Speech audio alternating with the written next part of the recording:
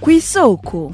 Kw'isoko ni ikiganiro mushikirizwa ku minsi yose ya gatandatu mukagitegurirwa n'urunani rw'amaradiyo Radio Inzamba agateka kawe, Radio RPA ijwi ry'abanyagihugu na Radio Television Renaissance. Umugwi wa mbere w'impunzi z'abarundi zaba 500 ni werutse gutahuka mu Burundi uvuye mu ikambi y'impunzi ya Mahama mu gihugu kibanyi c'u Rwanda.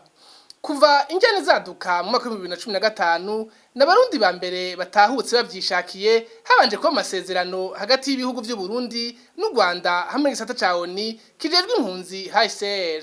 Mugibane ku isoko cyo kuri 29 myandagaro mu mwaka wa 2020 turabwira ingene iryo tahuka ryagenze muri rusangi. Thierry Bigirindavyi nije ngata kibashikirize kaze. Muri sanze mu gihugu cyanyu cy'amatano Barundi bose bahaye ikaze na leta mbyeyi bahaye ikaze.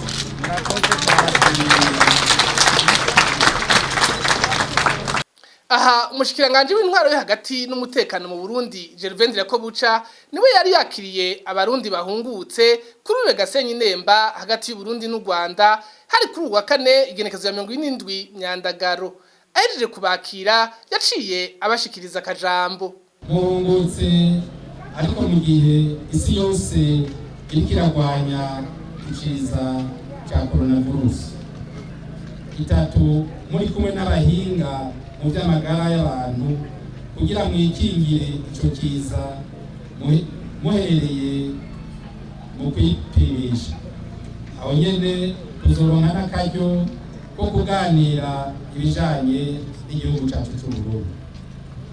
Nagira kandi ndabamenyeshe ko muza kuronka impamba igizwe n'ifungurwa n'ibindi bikoresho bizobafasha nimutse mu byonone kugira bizobafashe gushika ku musaruro w'ibyo muzamatangiye kurima. Abaje bava mu ikambi y'impunzi ya Mahama bose hamwe na 193 uburuhe bw'urugendo rw'amasaha arenga 8 bari bahejeje kugira rwaragaragara aho kuri uwe Gasenyi Nemba hari n'izindi mpunzi zishika 200 zari zije kugira zijane n'abandi. Abo twashoboye kuvugana batumenyesheje ko batashe kubera hari intwaro nshasha mu Burundi. Jewe nahunze kunabona ikintu cya gatatu kizaba giteza imvururu. Ariko maze kubona yuko cyarangiye kandi hariho president mushasha niyo mpamvu nembere gutaha kandi mbana yuko ari amahoro mu gihugu kiwacu. Abari bahunze bari mu ishure nabo nyene bari banezerewe na cyane ko bashoboye kubandanya amashure yabo mu buhungiro. Ni ibintu byiza tu ko no bivuga bitanga amahoro encore nyene abari byiza iyo usuye mu gihugu ca nahunze ndi mu w'icenda ariko nyene mvuye mpeje senior 6. Iki gihugu camfashije kwiga u Rwanda. Uko no bivuga nyene turabashimira cyane ko baratwakiriye mu gihe tutari dufise uko twagenza dufasha batwigisha ntitwone uko tubashimira ariko no bivuga. Uwari yaserukiye ubushikiranganje bujejwe impunzi mu gihugu kibanyi c'u Rwanda yamenyesheje ko impunzi zishatse zitahuka ariko nabumva ko hataragera ko bahunguka igihugu c'u Rwanda kizobubahiriza nkuko vyahora. Burundi wifuza gutaha abaje bataha kuva 2015 kugeza uyu munsi uretse covid niyo mpamvu twashoboye kugerageza kubacyura icyarimwe uburyo bashobora kubahiriza amabwiriza ya covid.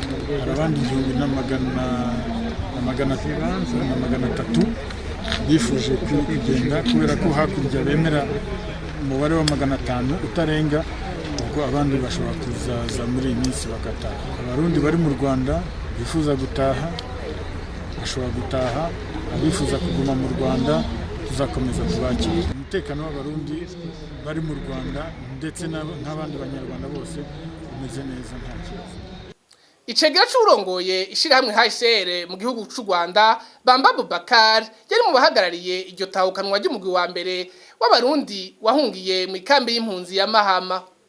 Dans la sécurité, c'est parce que ça évite aux réfugiés qui veulent partir de prendre la route par eux-mêmes Gutahukana impunzi biriko biba mu mutekano kuko iyo bitaba nk'akarorero zimwe mu mpunzi zari kuza n'amaguru ku rubibe kandi imbibe zugaye izindi zari gushobora guca no mu mashamba kugira zishike mu gihugu cyazo urumva ugutunganya ibi bikorwa byo gutahukana impunzi biratuma kandi impunzi zironka ibyangombwa vyerekana ko zahunze kandi zigatahuka ku mugaragaro ivyo vyangombwa nivyo mpunzi zizoba zirakoresha mu kurindira ko zironka ikarata ndangamuntu mu Burundi iki gikorwa cyo gutahukana impunzi cerekana kandi kumuco ku vyari bimaze igihe bivugwa hirya no hino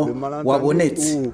Et donc pour moi ce rapatriement est la preuve que le malentendu ou les impressions qui étaient dans le passé ont été surmontées.